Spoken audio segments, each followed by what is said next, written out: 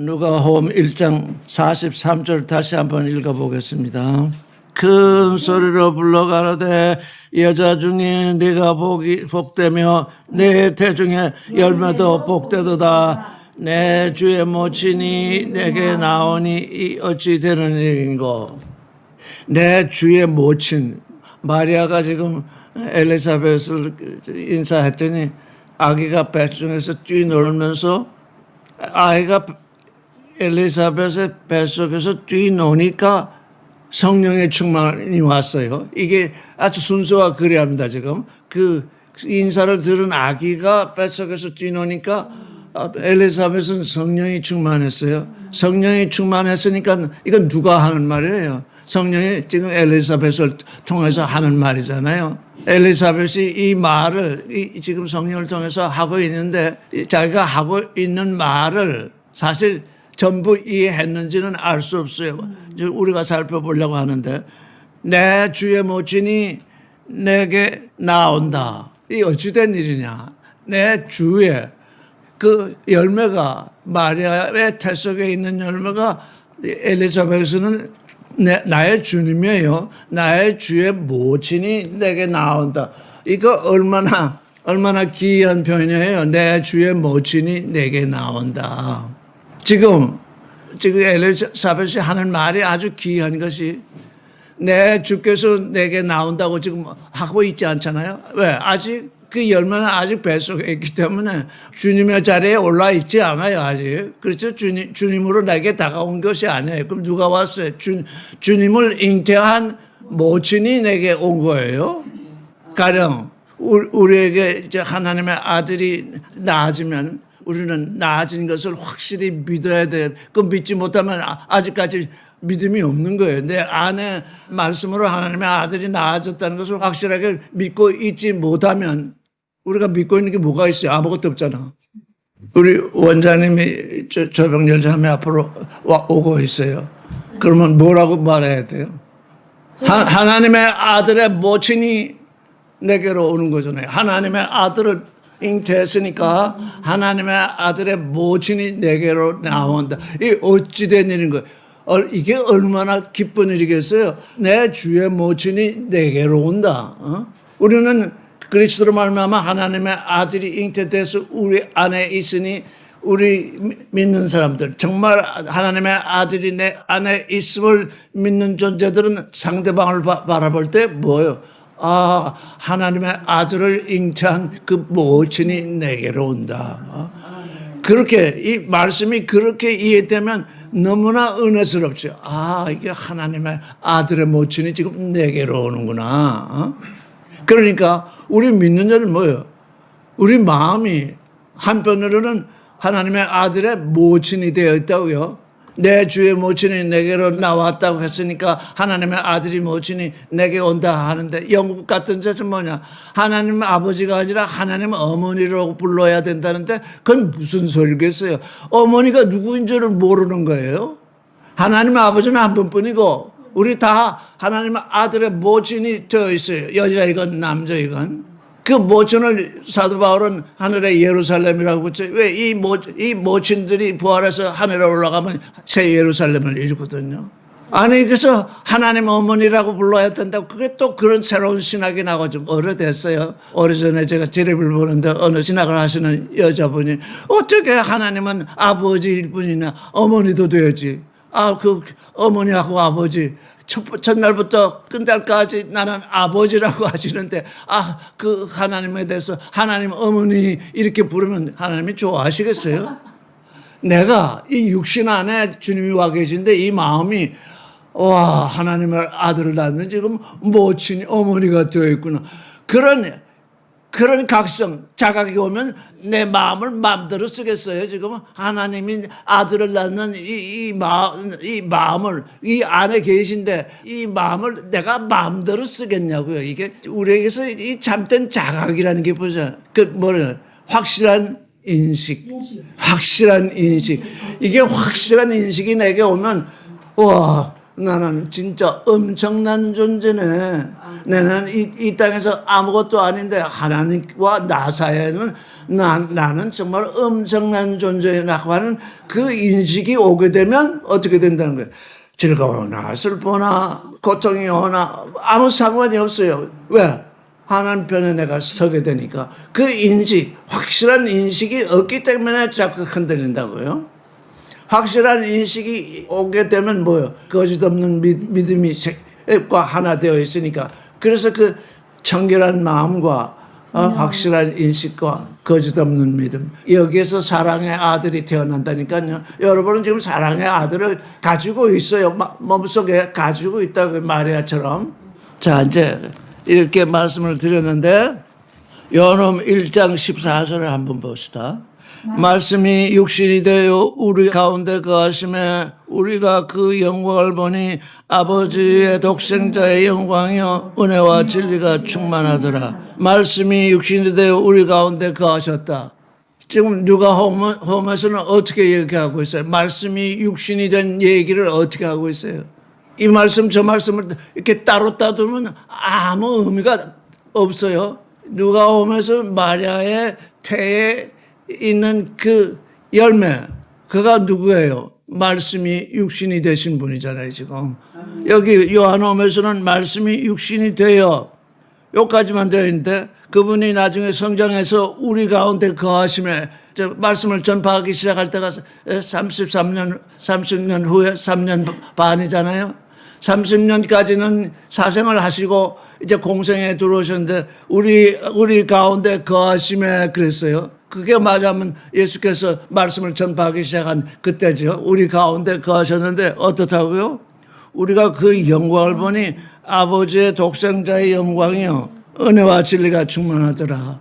예수로 말미암아 우리가 하나님의 아들을 낳았으니까 아버지의 여기 독생자라고 되어 있는 건 예전에 제가 단독자라고 말했죠. 단독자. 단독자란 뭐냐?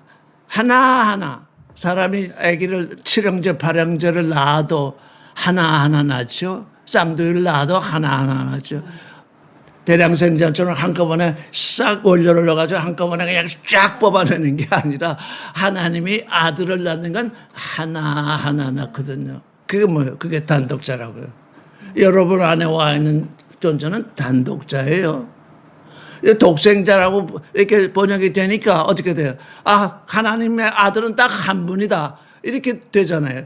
독생자가 아니라 맨 처음에 한 분 아들을 낳으셨는데 그 아들이 예수 그리스도예요. 그 예수 그리스도로 말미암아 어떻게 했냐? 하나님 미리 땅에 떨어져서 죽으면 많은 열매를 맺고 죽지 아니하면 하늘 그대로 있잖아요. 그래서 그분이 죽음을 통해서 부활을 일으키는 그 일을 위해서 많은 지금 자녀를 얻게 되었잖아요. 그러니까 여러분 한 사람 한 사람은 단독자예요. 아, 너도 그냥 하나 낳아라. 너도 하나 낳아라. 이렇게 하신 것이 아니에요. 말씀으로 우리 가슴에 우리 마음에 낳으신 것은 딱 뿌려서 그 말씀을 뿌려서 다 단독으로 뿌려서 낳아진 존재라고요. 그러니 얼마나 귀해요. 그 단독으로 낳아진 자는 어떻다고요? 하나님의 영광이 있고 그래서 그 아들이 하나님의 아들이니까 하나님의 영광이 거기에 머물러 있어요. 여러분의 아들도 하나님의 영광이 머물러 있어요. 그걸 믿어야 돼요. 거짓 없는 믿음은 뭐냐? 그걸 믿어야 돼요. 하나님의 아들이 내게 있으니 하나님의 영광이 나와 함께 있다고 믿어야 된다고요. 내가 고난을 받아도 내가 아주 그냥 궁지에 몰려도 여전히 나는 하나님의 영광이 나와 함께 있다는 거예요. 그러니까 하나님 편에 서게 돼요. 근데 어떻게 돼요? 하나님의 아들은 어떻다고요? 은혜와 진리가 충만하다. 하나님의 은혜는 뭐예요? 내가 죽을 때서 구원됐잖아요. 하나님의 은혜는 죽어가는 사람, 저로 말미암아 죽어가는 사람을 구원하시는 그 은혜. 우리 모든 사람에게 우리 하나님의 아들을 가진 우리는 어떤 은혜가 있다고요? 죽어가는 그들, 저로 말미암아 죽어있는 그들을 살리는 은혜. 그 은혜와 그다음 뭐요? 진리. 어떻게 하나님의 아들이 되는가? 그것을 알고 있어요. 은혜와 진리가 어떻게 된다고요? 충만하다. 나는 이런 존재이네.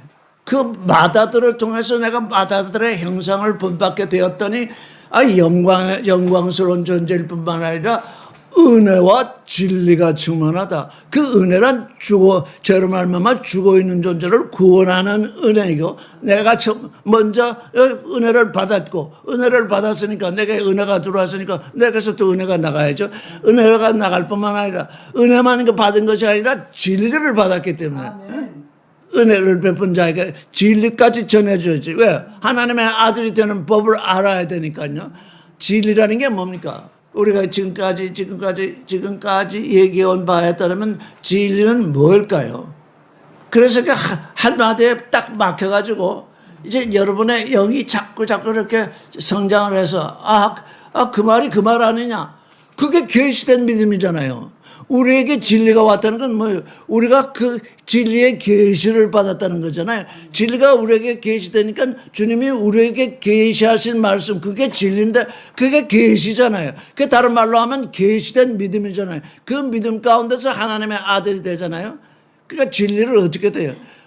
주님이 우리에게 계시하신 그 계시된 믿음, 그 계시된 말씀, 그게 진리인데 그 진리가 충만하대요. 지금 우리가 그 진리가 충만하도록 지금 말씀을 지금 읽고 또 읽고 하죠. 왜? 그 진리가 우리 안에서 충만하게 되어야 하니까요. 하나님의 아들이 아니면 그럴 필요가 없죠. 왜? 하나님의 아들이 되는 법에 대해서 다른 사람에게 얘기할 필요도 없고 아무 소용이 없잖아요. 누구에게 얘기해 줘야 되느냐? 하나님의 아들이 되는 존재에게 얘기를 해줘야 되는데, 그게 계시된 계시, 하나님의 계시, 주님의 계시, 그게 내가 안에 충만해져 있어야죠. 그래야 얼마든지 얘기해 줄 수 있잖아요. 그런데 우리 언어, 모든 언어, 이 언어는 그 말이 가진 의미가 있잖아요. 우리가 들었을 때 그 어떤 의미가 있는데, 이제 진리 안에 들어오면, 하나님의 말씀 안에 들어오면, 근데 제가 늘 얘기했죠. 생명, 사랑, 거룩, 진리, 이렇게 얘기를 하는데, 사람들은 생명 그러면 사는 그것, 사랑 그러면 서로 좋아하고 뭐 아끼는 것, 거룩하면 하나님 편에 서는 것, 진리하면 영원히 변치 않는 그 무엇, 이렇게 구획을 지어서 생각하는데, 그건 사람의 약점, 사람이 그렇게 구획을 지어서 하나님의 말씀해 주시지 않으면 도무지 뭐가 뭔지 몰라가지고 혼돈이 오니까 사랑이요, 생명이요, 거룩이요, 진리라고 이렇게 우리에게 임하여 오시는데, 영 안에서는 그게 하나입니다. 그러니까 내가 사랑에 대해서 얘기하면 계속 사랑만 생각할 것이 아니라 저분이 지금 생명에 대해서 얘기하고 있구나. 저분이 거룩에 대해서 얘기하고 있구나. 저분이 진리에 대해서 얘기하구나. 이렇게 이해를 해야 그것이 하나가 되는 거예요. 근데 그날 사랑에 대해서만 들은 것이 아니라 진리에 대해서 들었고, 거룩에 대해서 들었고, 생명에 대해서 들었고, 하나님은 그 넷뿐 아니라 하나님은 무한하시니까 지금 우리 인생들에게 이 연약하고 알아듣지 못하는 존재에게 생명이다, 사랑이다, 거룩이다, 진리다, 이렇게 초월이다, 이렇게 구획을 지어서 우리에게 지금 드러나셨지만 그게 하나라고요. 그게 하나, 영의 본성이라고요. 그러니까 어떻게 해요? 여러분이 무슨 말을 들을 때 진리에 대해서 물었는데, 우리가 지금까지 해온 말 가운데서 계시된 믿음, 그게 진리다, 이렇게 얘기할 수 있어야 된다고요. 그러니까 영에는 장벽이 없어요. 영에는 장벽이 없어서 우리는 뭐 온몸이 장벽으로 구성되어 뼈가 있고 손이니까 각각 구성력에서 이렇게 되어 있는데, 영은 하나인 동시에 각각이기 때문에 막힘이 없어요. 그 막힘이 없는 영의 상태, 그 영의 상태로 지금 누가 와 있냐? 하나님의 아들이 또 우리 안에 와 있다. 그러니까 육신의 생각으로, 육신의 길로 자꾸 영을 생각하니까 뭐예요? 자꾸 막힌다고요. 육신의 생각으로 영을 생각하니까 막힌다고요. 그 은혜와 진리가 충만하다. 은혜와 진리가 하나다, 그 말이에요. 은혜가 충만한 사람은 진리가 충만하게 돼요. 여기서 하나가 더 플러스 되죠. 하나님은 은혜거든요. 은혜와 진리가 충만한데, 그가 육신으로 오셨는데, 그분이 참으로 육신으로 오신 그분을 보니까 하나님의 영광이 그와 함께 있을 뿐 아니라 은혜와 진리가 충만하다. 그러면 은혜 속에 사랑이 있죠. 은혜 속에 생명이 있죠. 은혜 속에 거룩이 있죠. 은혜 속에 진리 있죠. 그러니까 그 요한이 말하고자 하는 건 그 은혜, 죽어가는 존재들을 구원하는 그 은혜, 거기에 초점을 맞춰서 얘기를 했지만 하나님은 그 모든 것이라고요. 은혜와 진리가 충만하다. 그래서 마리아는 어떻게 됐다고요? 복 중에 누구를 잉태했다고요? 내 복 중에 있는 열매잖아요. 왜? 그 열매가 뭐예요? 이미 열매로 왔으니까 뭐예요? 사랑으로 왔고 생명으로 왔고 거룩으로 왔고 진리로 왔고 은혜로 와 있잖아요. 그게 아기가 아니라 그게 열매로 표시된 데는 참으로 의미가 있습니다.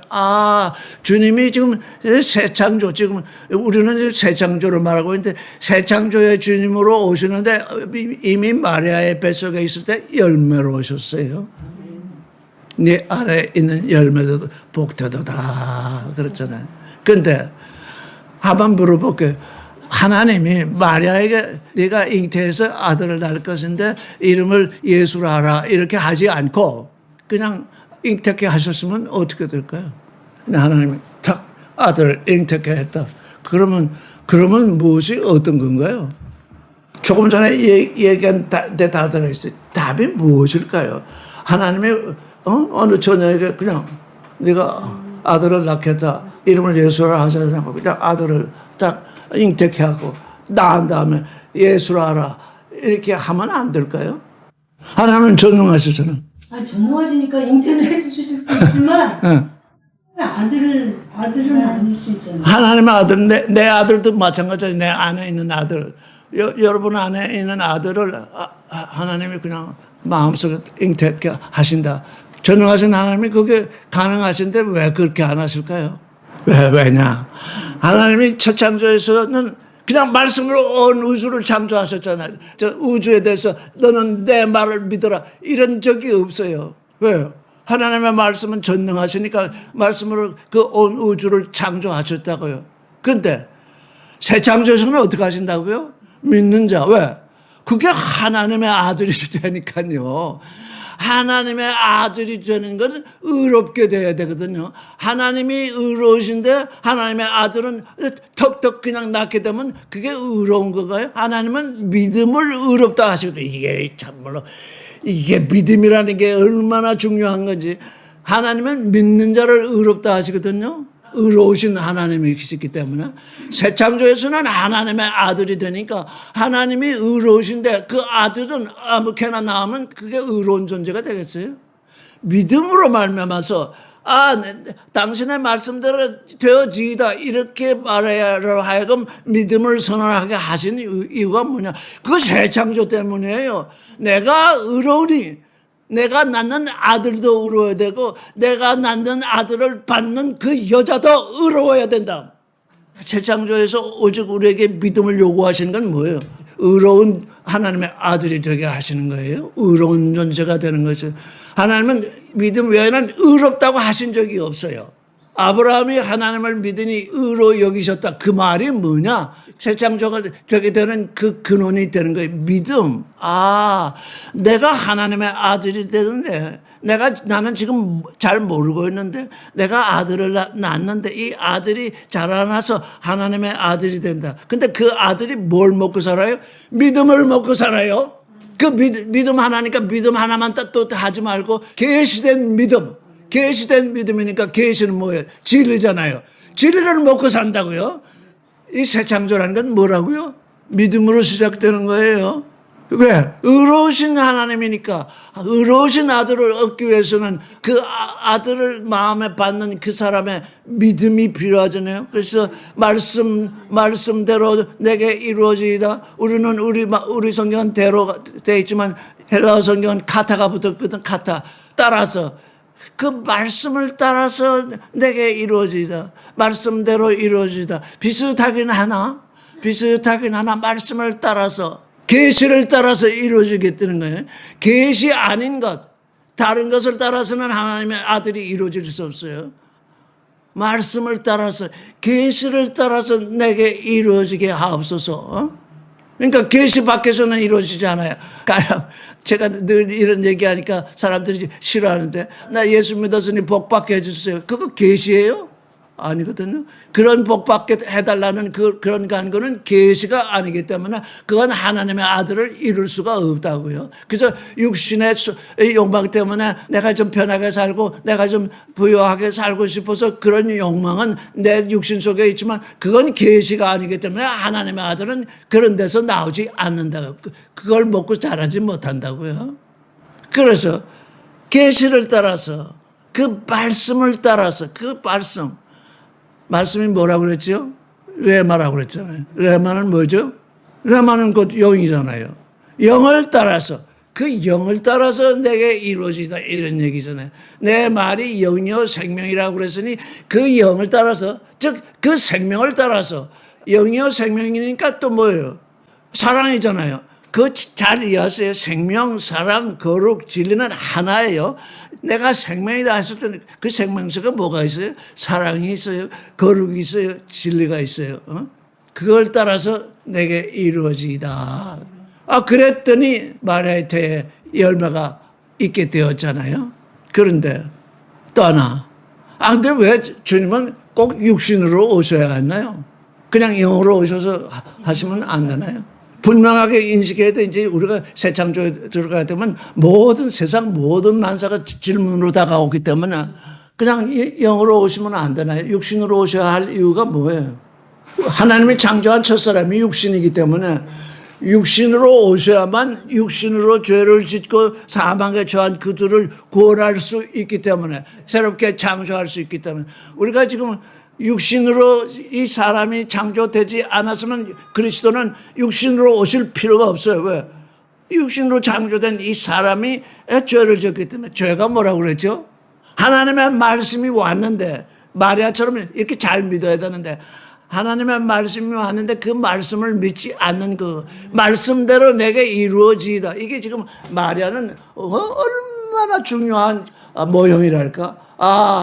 마리아가 아브라함 믿음의 조상이라고 할 것 같지만 마리아는 우리 각 사람의 믿음의 모형이나 당신의 말씀을 따라 당신의 영을 따라 내게 이루어지소서. 그 믿음, 그 거짓 없는 믿음, 그것 때문에 지금 마리아에게 잉태되셨는데 왜 주님이 이 사람으로 이 육신으로 오게 되었느냐? 이 사람을 구원하기 위해서. 그래서 지금 성경을 읽는 사람들이 자꾸 지금 육신은 죄덩어리라고 그러잖아요. 육신은 성경 번역을 보면 죄 많은 육신 이렇게 번역되어 있더라고요. 죄 많은 육신이 아니에요. 죄 많은 육신이 아니고 죄의 종이 된 육신이에요. 왜? 내가 자꾸 죄를 지으니까 죄의 종이 된 것이지 죄가 많은 육신이 아니에요. 그래서 이게 원자론이 그런 데서 자꾸 나온 거예요. 내가 죄의 종이 있는데 죄로부터 나를 해방하시기 위해서 그리스도가 오신 거라고요. 그런데 마리아는 죄인이에요? 아니에요? 믿음을 선언했잖아요. 하나님의 말씀을 믿지 않는 것이 죄인데 죄의 말씀대로 내게 이루어지다 했으니까 어떻게 된 거예요? 완전히 죄에서 해방된 거잖아요. 지금 아담의 죄가 유연돼 가지고서 우리가 죄인이다. 말도 안 되는 소리를 하죠. 우리가 말씀을 믿는 순간 그 전에는 말씀을 믿지 않았어요. 마리아도 율법을 전체를 믿었는지 어쩐지는 알 수 없지만 율법 하나라도 어겼으면 그건 죄인이거든요. 근데 말씀이 왔는데 주의 말씀대로 내게 이루어지다 했으니까 마리아에서 모든 죄가 해방이 된 거예요. 누구 때문에요? 그게 누구 때문에 해방이 된 거예요? 열매로 오신 그 예수의 십자가로 말미암아 해방되는 거예요. 마리아가 죄에서 해방된 건 누구 때문이라고요? 예수 그리스도, 그 지금 태에 잉태된 그 그리스도의 십자가라 말미암아 예수 전의 사람이든 예수 후의 사람이든 예수를 낳은 마리아든 그리스도의 죄사함으로 죄가 사해지는데 마리아는 이미 예수 그리스도께서 십자가를 지기 전에 죄사함을 받은 거예요. 주의 말씀대로 내게 이루어지다 의인이 된 거예요. 이걸 가지고 무연모라고 한다고. 예수 전에나 예수 후나 말씀을 믿지 않는 것이 죄이기 때문에 마리아가 그전에는 어떤 상태에 있었는지 여기 성경에 없으니까 모르지만 그 말씀을 듣는 순간을 보니 주의 말씀대로 되어지이다. 그는 의인이 된 거예요. 이게 우리의 믿음이 뭐예요? 우리를 의인 되게 한다고요? 우리에게 하나님의 아들이 나아지게 하는 그 근원이 된다고요? 하나님이 새 창조를 하는 근원이 뭐예요? 믿음이에요. 믿음 빼놓고는 하나님이 새 창조를 하실 수 없어요. 왜? 하나님이 이 사람을 먼저 새롭게 창조하시니까 여기 이사야서가 나왔어요. 보라 내가 새 하늘과 새 땅을 창조하나니 이전 것은 기억되거나 마음에 생각나지 아니할 것이라. 이것도 사람이 새로워진다 후에 되는 일이에요. 사람이 새롭게 된 이후에야 새 하늘과 새 땅이 나온다고요. 그러니 우리의 존재는 얼마나 위대할까요? 온 우주보다도 위대하죠. 왜? 새 하늘과 새 땅도 언제 나온다고요? 우리가 새롭게 창조된 이후에요. 이게 뭐예요? 이게 자각이에요. 이게 뭐예요? 분명한 인식이에요. 이런 인식이 내게 오면, 이런 인식 속에서 내가 들으면, 내가 내 몸을 가졌으니 내 마음대로 움직인다. 이런 생각을 하지 않게 된다고요. 왜? 하나님의 사랑이 내게 와 있고, 하나님의 거룩이 내게 와 있고, 하나님의 생명이 내게 와 있고, 하나님의 진리가 내게 와 있는데, 내가 내 생각대로 한다고 하면 딴 생각이 내게 올 수 없잖아요. 근데 그게 언제부터 왔다고요? 에덴 동산에 들어온 아담부터 시작됐다는. 그 선악을 알게 하는 나무 실과를 먹지 말라 명하신 것도 딱 한 가지인데, 그걸 뭐 자꾸 먹잖아요? 왜? 모든 육신을 가진 사람은 뭘 생각한다고요? 육신의 정력, 안목의 정력, 이생의 자랑, 선악지식. 그게 선악을 알게 하는 나무가 의미하는 바거든요. 내가 먹을 것, 내가 볼 것, 내가 가질 것. 그걸 계속 생각하다 보니까 하나님의 사랑도 있고, 하나님의 생명도 있고, 하나님의 거룩도 있고, 하나님의 진리도 있고, 내 몸 가지고 내가 내 마음대로 하는데 네가 무슨 상관이냐? 그건 진리를 받은 사람의 일이 아니라고요. 주님이 마리아의 몸에 오신 것은, 그러니까 아주 그냥 역설적으로 얘기합시다. 주님이 마리아의 몸에 오신 것은 무엇 때문인가요? 마리아의 믿음 때문에요. 말씀대로 이루어지다 하니까 주님이 오신 거지. 난 몰라요 하면 마리아의 몸에 잉태되겠어요? 못하거든요. 그 내막을 자세히 들여다보니 바울이 말하기를 마리아에게 정결한 마음이 있었다. 마리아에게 분명한 인식이 생겼다. 마리아에게 거짓 없는 믿음이 생겼다. 그래서 사랑의 아들이 태어났다. 정결한 마음도 분명한 인식도 뭘 위한 거예요? 거짓 없는 믿음을 위한 거라고요. 그런데 정결한 마음이 아니면 거짓 없는 믿음이 생길 수 없어요. 정결하지 못하니까, 이미 정결하지 않다는 건 거짓이 있다는 것이고, 분명하지 못하는 건 하나님의 뜻이 무엇인지 알지 못하니까 아들을 낳겠다고 하는 것이 무엇인지 인식하지 못하면 아들을 낳을 수 없어요. 인식을 해야 돼요. 하나님의 아들을 낳을 것인데 그 이름을 예수라고 하실 때는 내가 잉태해서 아들을 낳을 것인데 그게 분명한 계시, 분명한 인식이 돼서 인식 위에서 하나님의 아들이 나아지는 거예요. 새 창조의 주님이 뭐로 오셨다고요? 육신으로 오셨는데 아기로 오셨어요. 그래서 자라나서 30년 동안 육신의 부모 밑에서 지냈잖아. 이제 때가 돼서 정말 30살 이후에 때가 되니까 이제 집을 떠나잖아요. 집 밖으로 나오셔서 이제 하나님의 나라를 전파하기 시작하잖아요. 참 기이하죠. 아니 30 전에 나타났었으면 안 됐을까요? 사람들이 보기에 30 전에 인간은 다 인간이 되었다고 보질 않았다고. 이 사람도 사람을 관찰할 때 30 전에 뭐 깨달았다고 이렇게 하면 저게 뭘 안다고 저를. 그러니까 우리 주님도 육신을 가지셨기 때문에 육신의 사람들이 생각하는 그 생각을 순종하신 거예요. 그 생각에. 왜? 그들이 주님을 주님으로 여기지 않으면 주님으로 오셨음에도 주님으로 인정하지 않고 지금 오늘날 이러는데 젊은 사람이 나타나가지고 뭐 어쩌고 저쩌고 한다면은 그러다 유대인들이 뭐라고 그랬어요? 주님이 좀 나이 들어 보이셨어요. 내가 50되기 전인데 그랬죠. 주님이 얼마나 30년을 기다리면서 얼마나 고뇌를 하셨겠어요. 그 고뇌하고 하던 그 모습이 아마 얼굴에 드러난지 몰라요.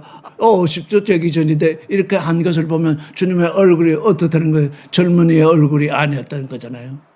인간도 그리하건대 하나님의 아들이 사람으로 오셨으니 사람이 보는 관점을 사람은 그든 나이 40은 돼야 제 얼굴에 책임을 진다. 공자는 또 그렇게 했죠. 아마 30, 40대쯤 돼야 뭔가 할 수 있다. 이렇게 하기 때문에 30년간을 부모 밑에 계시다가 이제 3년 반 동안 전도 말씀을 하셨죠. 그러니까 아마 3년 반이니까 제 생각에 이건 제 생각이에요.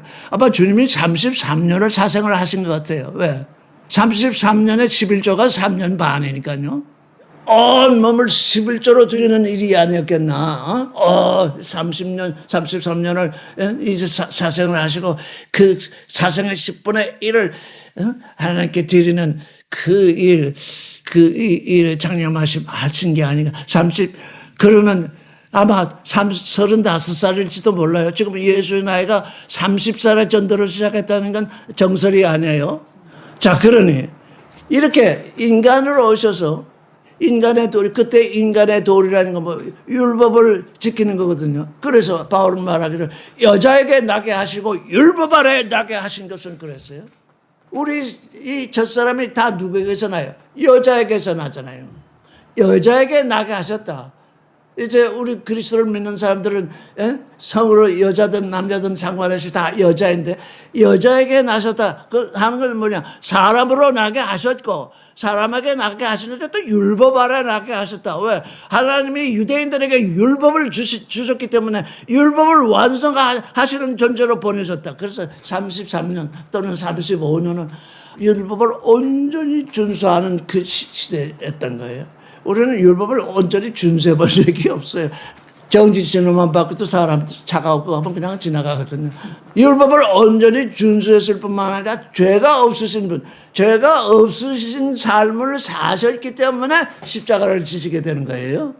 사람의 생각으로는 너무 억울하잖아요. 아니 아무 죄도 없고 아무 흠도 없는데 사람들은 죄가 있고 흠이 있어야 뭐 사형 선고도 받고 뭐 십자가도 지는 거지. 아무 죄도 없고 흠도 없는 분을 하나님은 십자가를 지라고 딱 그러셨어요. 왜? 우리 모든 인생을 구원하기 위해서는 그런 분이 필요했기 때문에.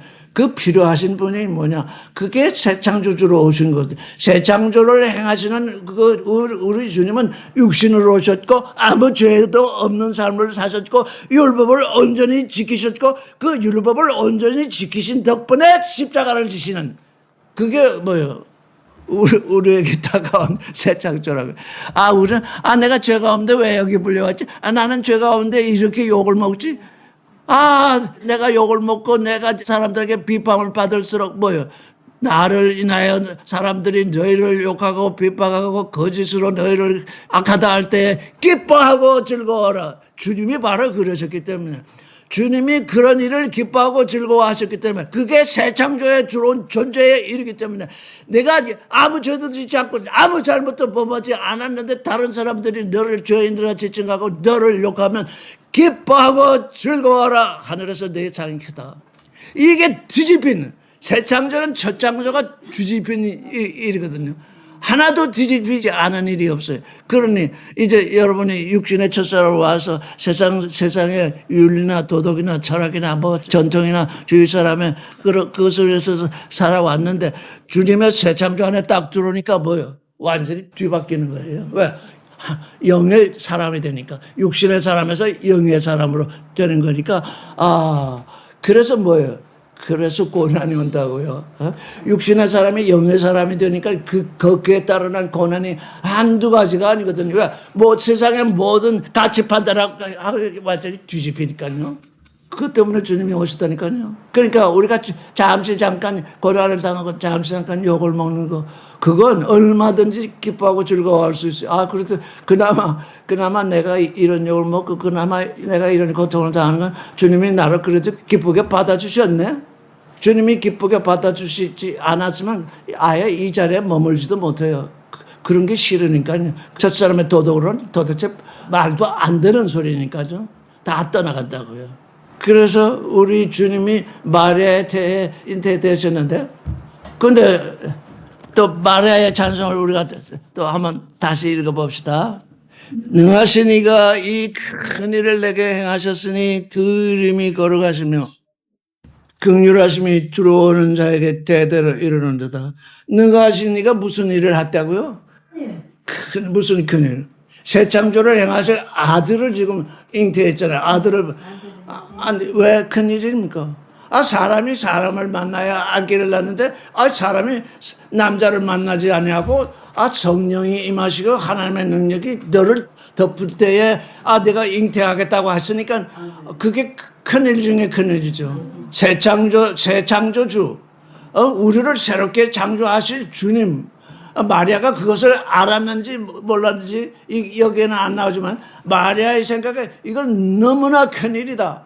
아니 내가 남자를 알지 못하는데 내가 처녀인데 아들을 낳게 됐으니 이 이상 큰일이 있겠느냐. 처녀에게서 그 이상 큰일이 있겠습니까? 없죠. 여러분이 하나님의 아들을 잉태해서 지금 아들을 가지고 계시니 이상 큰일이 있겠어요? 없어요. 왜? 이건 영원한 생명에 이르는 일이기. 아니 이거 전능하신 이가 능하신 이가 여러분은 다 그렇게 이 글을 그렇게 얘기해요. 능하신 이가 이 큰 일을 내게 행하셨으니 이게 뭐예요? 이게 확실한 인식이라고요. 예? 이게 확실한 인식이라고요. 근데 이게 큰일을 내게 행하셨으니 그 큰일을 행하신 그분이 엉뚱한 일을 하지 않으셔요. 그 이름이 거룩하시기 때문에 그 이름이 거룩하시기 때문에 마리아에게 물으신 거예요. 네가 아들을 낳겠느냐 낳지 않겠느냐. 그 메시지를 받고 그가 믿었잖아요. 그러니까 마리아도 그때 거룩해진 거예요. 그 이름이 거룩하시네. 내게 아들을 잉태케 하신 하나님 그 이름이 거룩하시네. 내게 있는 존재가 거룩하네. 또 그 긍휼하심 그 은혜 그 긍휼하심이 누구에게 있다고요? 두려워하는 자. 하나님을 경외하는 자. 구약에서는 경외한다고 번역되어 있죠. 여기는 두려워한다고 번역. 그 하나님의 이름 하나님을 경외하는 자에게는 대대로 그 하나님을 경외하는 자에게 긍휼하심이 이르는도다. 그러니까 거룩하신 하나님이 누구를 긍휼히 여기시느냐?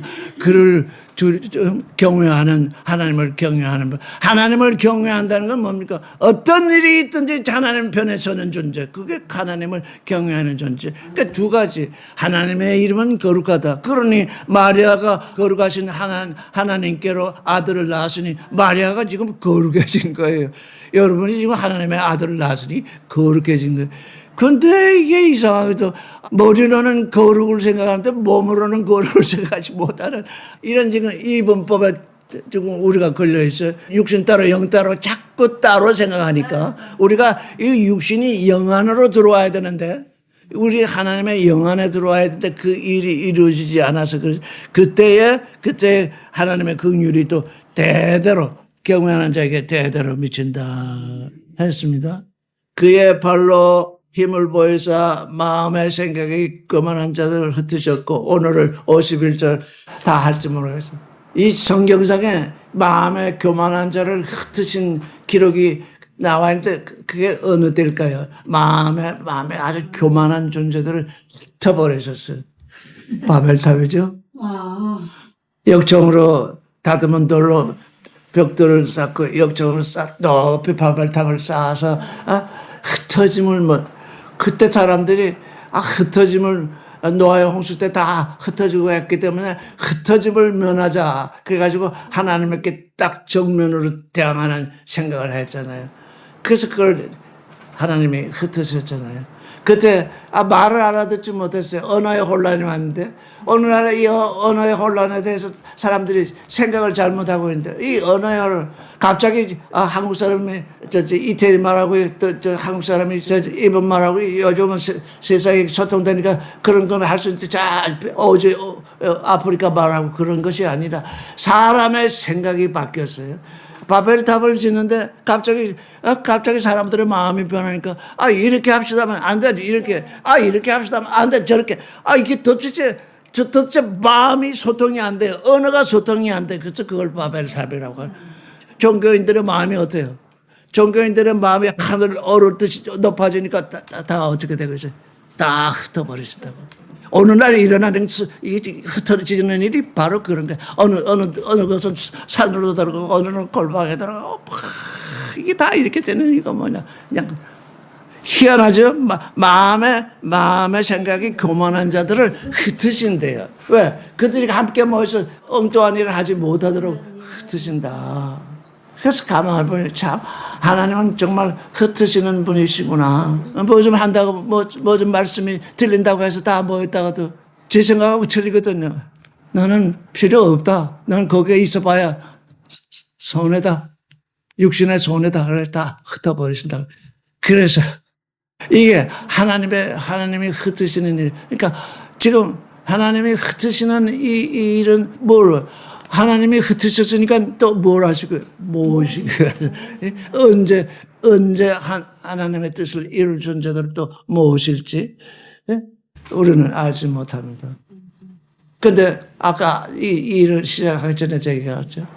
9월 9일이 이 책이 온 날인데, 귀의 날이라. 주님, 혹시 이 말씀, 이 책이 제게 9월 9일 날 왔으니 들을 귀로 듣는 자를 주시려고 하시는 겁니까?